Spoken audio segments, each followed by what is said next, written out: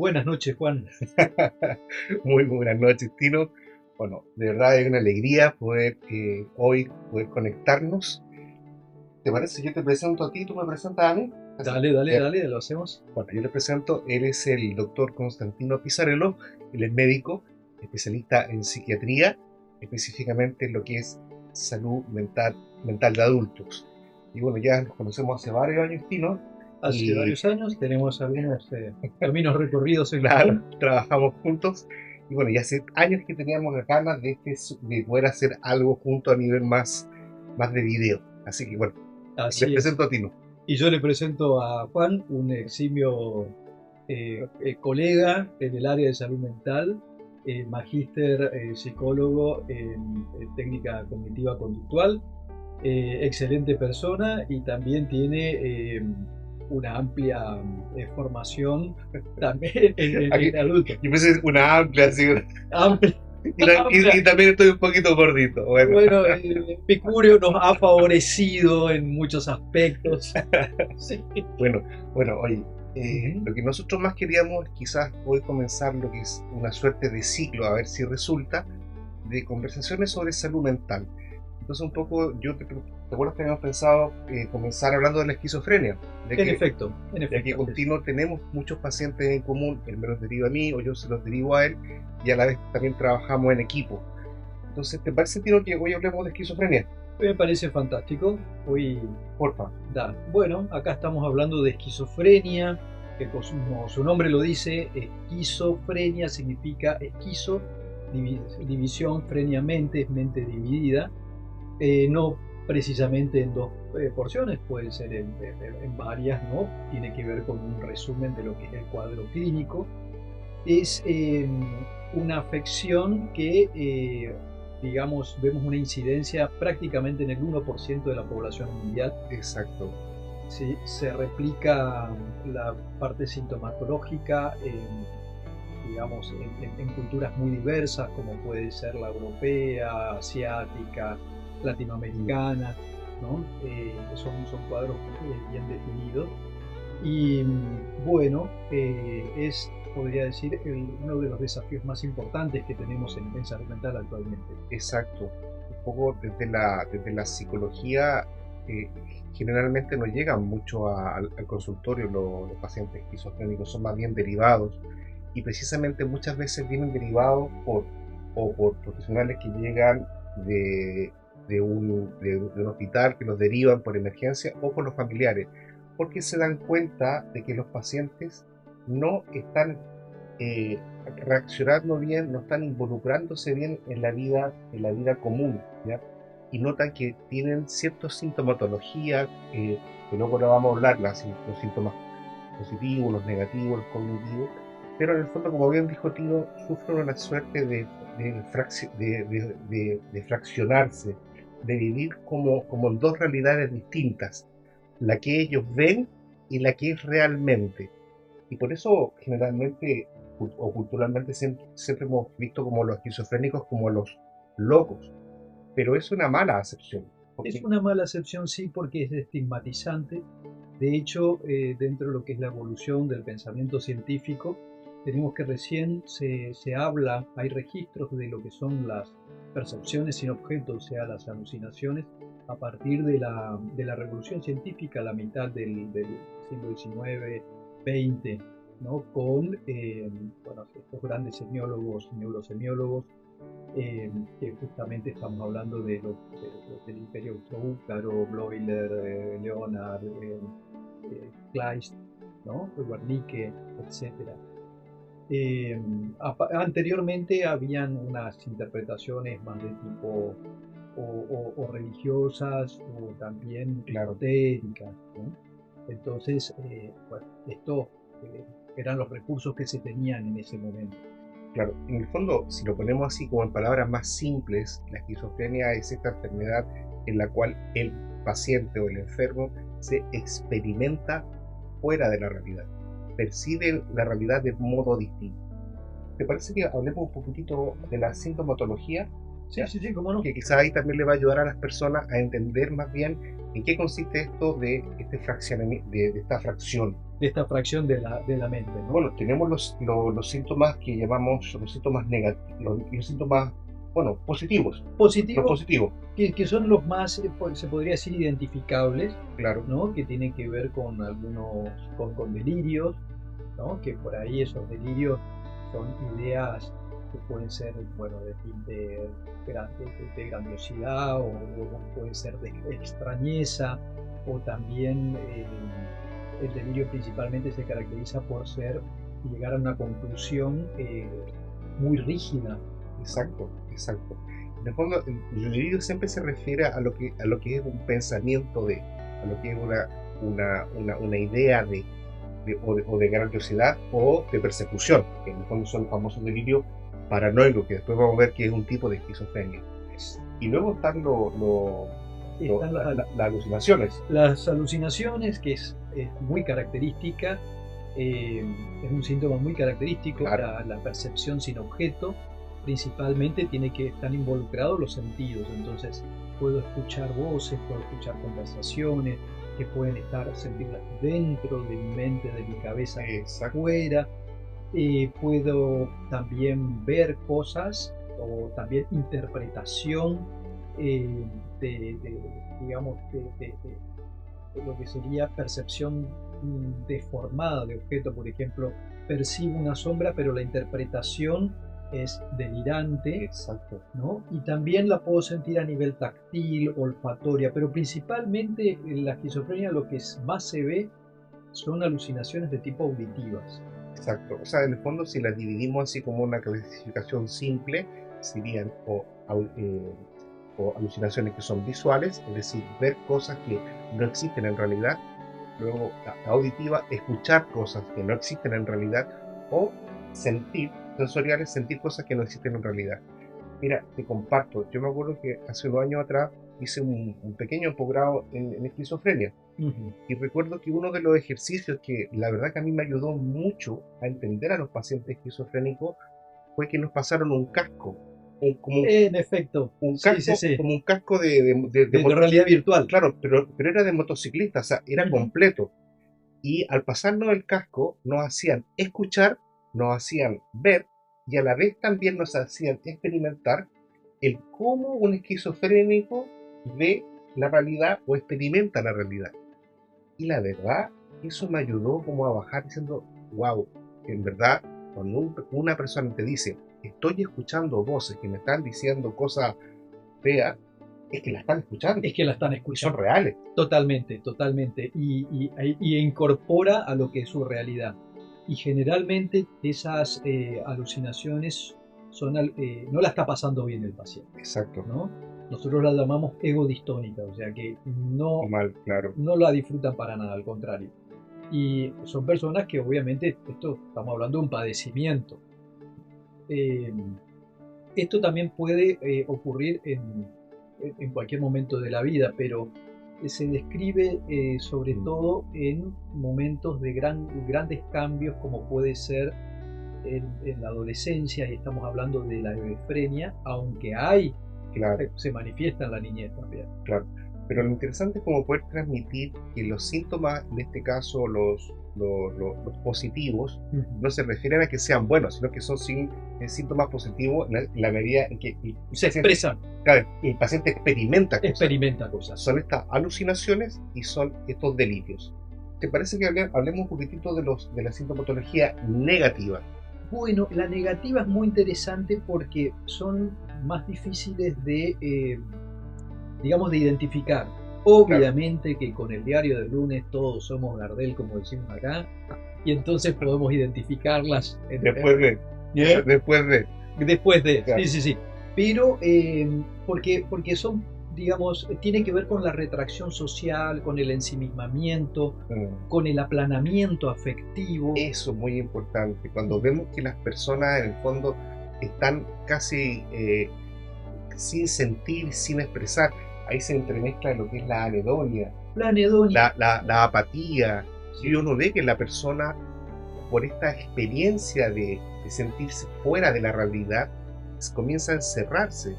y comienza en el fondo, frustrarse.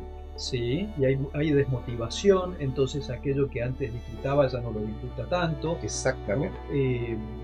Disminuye la interacción social, disminuye la cantidad de palabras que puede llegar a utilizar en su lenguaje, o sea, hay un empobrecimiento Y ahí poco a poco vemos que la persona se va alejando de su entorno social y, bueno, se va encerrando, y se va se va encerrando. encerrando. Eso es justamente los síntomas negativos son los más difíciles de revertir, no es imposible, Mm, y son los más difíciles de abordar, digamos, porque generalmente se tardan en identificar también. exactamente. Y hay una tercera sintomatología que es la que se llama la sintomatología cognitiva, que se refiere esencialmente al tema de los pensamientos. Sí. En los pensamientos ahí también, cuando hablamos de pensamientos ponemos la metáfora del tren, ¿no? Tenemos una idea principal, la locomotora, ideas accesorias, ¿cómo es? Los vagones, y después tenemos un principio, un fin y una velocidad. Lo que pasa a nivel cognitivo es que a veces los vagones entran a transformarse en locomotoras. Entonces Y tenemos, hay un desorden. y hay un desorden, entonces nos vamos para cualquier lado, terminamos en cualquier lugar. Exacto, Uno puede decir, epa, ¿y esto a dónde claro. estamos yendo? Y es lo que pasa que cuando uno tiene un paciente esquizofrénico y uno se da cuenta que su lenguaje y a la vez también su mensaje está desordenado, está desorganizado, cambian de tema, a veces hablan más rápido, a veces más lento, y uno se da cuenta que a nivel cognitivo también hay una fragmentación, y ahí uno dice, aquí Acá estamos mal. estamos mal. Y lo que nosotros le hacemos una pregunta y responde algo que nada que ver, que no tiene que ver Exacto. con lo que le preguntamos. Oye, ¿te parece, Tino, que un poquito ahora viendo lo que era el concepto de esquizofrenia, luego viendo la sintomatología de la esquizofrenia, ahora un poco expliquemos los tipos de esquizofrenia? ¿Ya? Está, sí, sí, sí. Bueno, aquí una breve introducción. Ustedes, bueno, no tienen por qué saberlo, pero para nosotros los profesionales de la salud, casi diríamos nuestra Biblia, es el DCM, en este caso el DCM-5 o el CIE-10, en la versión europea. La versión europea, sí, sí, sí. Y en el caso del DCM, yo, últimamente ya no busca clasificar al modo tradicional, que era los tipos de esquizofrenia, pero la clasificación que hoy vamos a comentar va a ser la tradicional, no la que está actualmente en el DCM. Correcto. Parte tú. Sí. Y bueno, acá principalmente tiene que ver con la cuestión más sintomática, ¿no? Mm, La más frecuente que podemos llegar a ver es dentro de lo que serían por inicio temprano, las hebefrenias, mm, y después tenemos el componente paranoide. exacto. Paranoide o autorreferencial vendría a ser que la persona se siente, para que se entienda, perseguida, de que hay algo que le está observando, que le está influyendo, que le está queriendo hacer mal, ¿no? Exacto. Quizá le ayudará a la gente, recordarán quizás esa película actuó Russell Crowe con Una mente brillante, Una mente de brillante. John Natch, el premio Nobel. Ajá, Claro, ahí eso es un buen ejemplo de lo que era una esquizofrenia paranoide. Él tenía una sensación que lo perseguían y habían personajes, habían voces. y Entonces, tenemos también una cuestión delirante que al principio es bien estructurado. El delirio claro, estructurado es un delirio creíble, o sea, uno puede decir, sí, estamos en plena Guerra Fría, entonces la KGB puede estar haciendo esto y lo otro, exacto, ¿no? exacto, exacto. Y eso también es un dato interesante que no es menor que a nivel estadístico la esquizofrenia tiene un gran componente genético de origen, pero su manifestación estadísticamente se da al final de la adolescencia. Y esto también es un dato que a veces la gente tiene que también escuchar, que lamentablemente cuando hay jóvenes que a veces consumen drogas fuertes, eso, ellos al tener un componente genético, una herencia genética de una predisposición a la esquizofrenia, al consumir estas drogas un poco fuertes, les gatilla precisamente la esquizofrenia. Gatilla, Y ahí justamente. hay que tener mucho cuidado. Sí, sí, sí. Lo que estamos viendo es esa manifestación de lo que vendría a ser tipos de mutaciones, no en un gen específico, pero en varios genes, Y esto que dice Juan es muy importante porque hoy se pone énfasis en lo que se llama epigenética. Exacto. O sea, en todos aquellos Eh, factores que hacen Previo, claro. previos y que pueden gatillar o no. Ojo, no es que porque por genética lo tengas, lo vas a tener. No necesariamente. No necesariamente. Está en potencia. El tema es que lo contextual no te ayuda. No te ayude, no te ayude. Tenemos entonces, hablamos de la esquizofrenia paranoica. Sí. ¿Qué otra esquizofrenia también tenemos? Bueno, tenemos esquizofrenia, las delirantes crónicas también. Claro. Y también, lo que pasa es que cuando estamos hablando de una persona, en la jerga le decimos productiva, o sea, con mucha sintomatología, en realidad hay sufrimiento neuronal, hay atrofia neuronal, y entonces después esto va cursando con deterioro cognitivo y la pérdida de ciertas habilidades. Uno puede decir, y bueno, y dejemos que delire, si es feliz así. Claro, no es feliz. No es feliz. Y aparte se va deteriorando y su autonomía va disminuyendo. En este caso, por ejemplo, que habías puesto de la película, esto también es para puntualizar de que una cosa es la inteligencia y otra cosa estamos hablando de la desintegración del pensamiento. Pueden ser personas muy inteligentes, pero pueden padecer esquizofrenia. Exacto. Entonces, no confundamos gordura con hinchazón, digamos. No me confundan, por favor. No, estamos acá. Y por ejemplo, otro tipo de esquizofrenia que es muy interesante es la catatónica.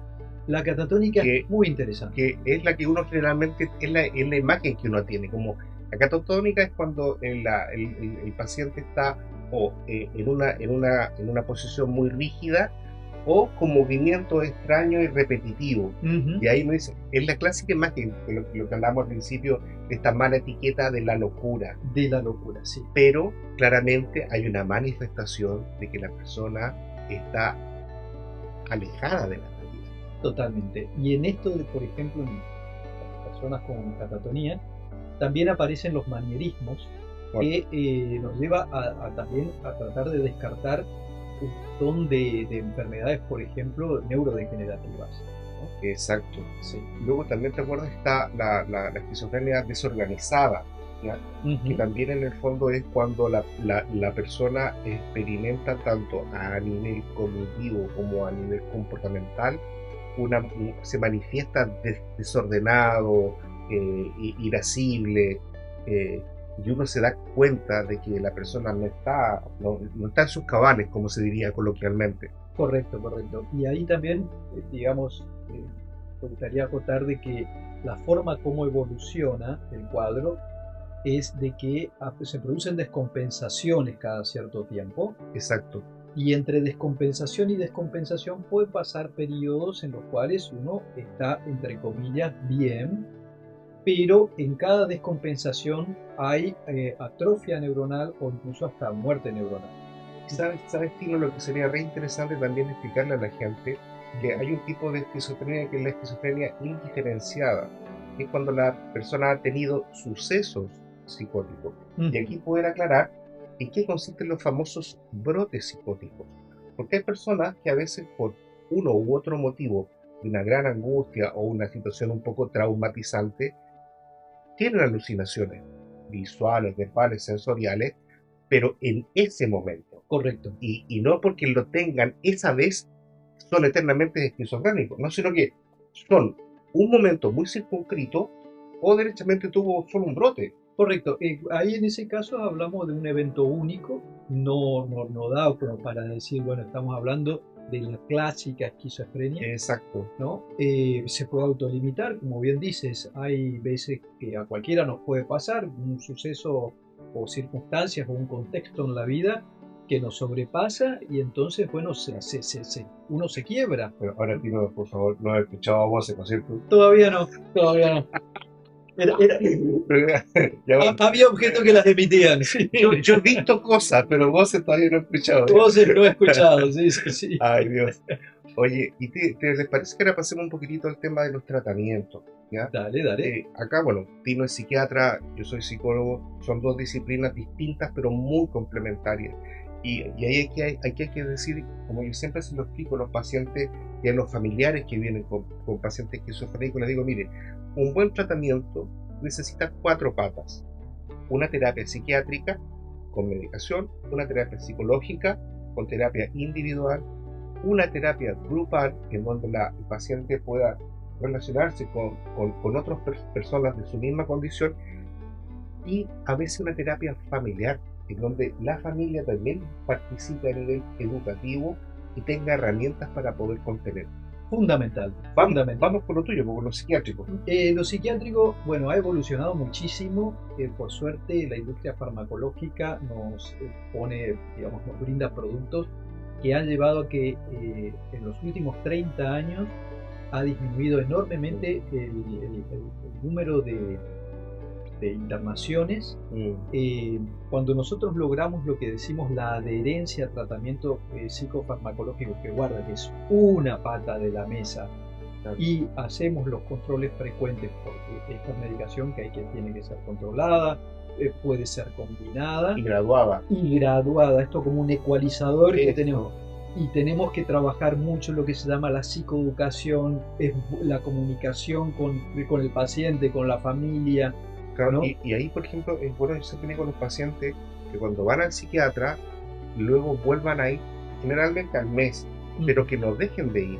Pero me dicen, ¿pero para qué si ya me medicó? Sí, pero es que el psiquiatra lo que necesita es graduar la medicación. En efecto, y lo que me pasa con pacientes, digamos así, que están compensados y hace mucho tiempo que están, por suerte compensados. Están compensados porque obviamente quiere decir que estamos haciendo las cosas de una manera que no predispone a una descompensación. Es que vaya identificando esos síntomas, como las sensaciones de extrañeza, o cuando aparecen las voces, o cuando se entra a desorganizar los pensamientos. Entonces nosotros podemos ir manejando esa ecualización. Bueno, y ahí entran lo que son los ansiolíticos, los antidepresivos, los estabilizadores del ánimo. Sí, ahí ustedes ven, sí, cuál es la medicación apropiada para cada persona. En efecto, y justamente la medicación que nosotros no utilizamos en esquizofrenia es antidepresivo, porque no tiene nada que ver con la depresión en el sentido de los neurotransmisores, que no le quiero perder en el engranaje químico ese que tiene el cerebro, ¿no? Tiene que ver con un neurotransmisor que es la dopamina, que obviamente muchos lo que tenemos que tratar de hacer es de bajar esa dopamina. Exacto. ¿No? Y por eso es tan importante, como bien dice Tino, tener claro no solo la primera medicación, sino que el seguimiento en la medicación, porque la medicación va a cambiar. La medicación va cambiando, porque también el metabolismo cerebral, los receptores cerebrales van cambiando, y entonces por ahí una medicación que hoy me sirve, mañana puede ser de que haya perdido efectividad, o la puedo combinar también. Exacto. Y una cosa muy importante es también, como bien habías dicho, la disciplina en el abordaje de este tipo de casos, y ahí también, por ejemplo, higiene de vida, ¿no? Exacto. Claro, ahí cuando entran ya al plano de la psicología, específicamente la cognitivo-conductual, lo que uno busca con los pacientes a nivel cognitivo es, por ejemplo, ayudarle a lo que se llama la reestructuración cognitiva. ¿Qué significa eso?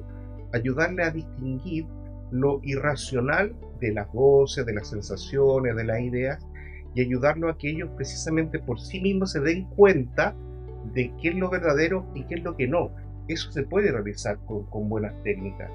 Luego también uno les enseña lo que se llama afrontamientos del estrés, porque las personas que sufren esquizofrenia tienen un alto estrés. Un alto estrés. Y en consecuencia uno les tiene que enseñar técnicas de relajación, de concentración, para que cuando le ocurran situaciones complejas, por ejemplo los paranoicos que se sienten perseguidos, ellos sepan tranquilizarse. Sí. Nosotros hablamos a nivel de la terapia grupal, y creo que también es algo súper importante. Es muy importante, porque el hecho de compartir esa información, compartir esa experiencia, el hecho de sentir la pertenencia también, de que no soy el único que le ocurre cosas, estas cosas es importantísimo.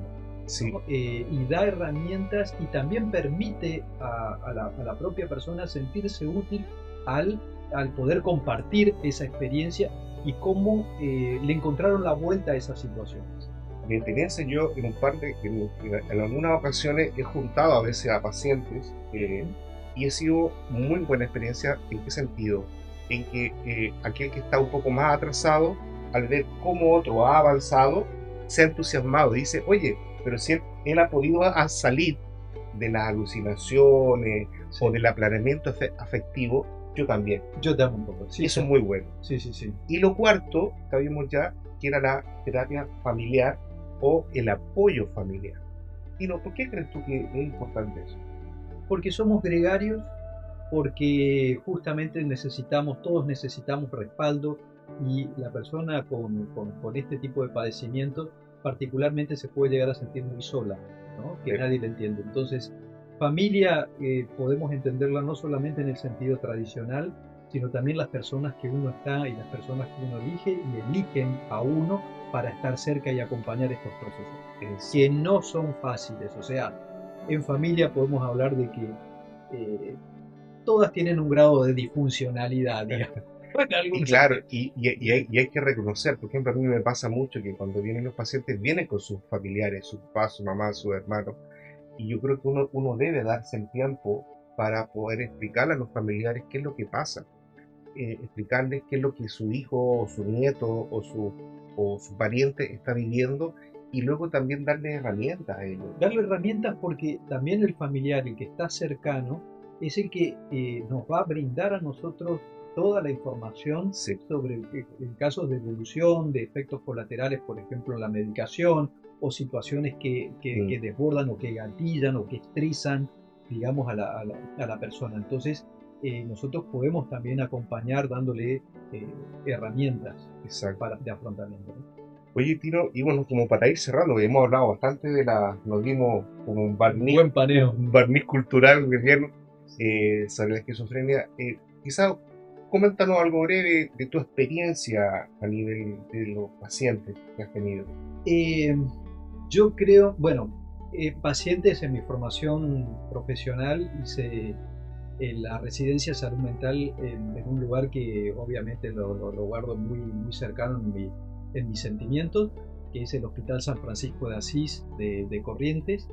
Ahí, bueno, tuve pacientes que obviamente eran crónicos porque no tenían, digamos, la red familiar ya no la tenían, ¿no?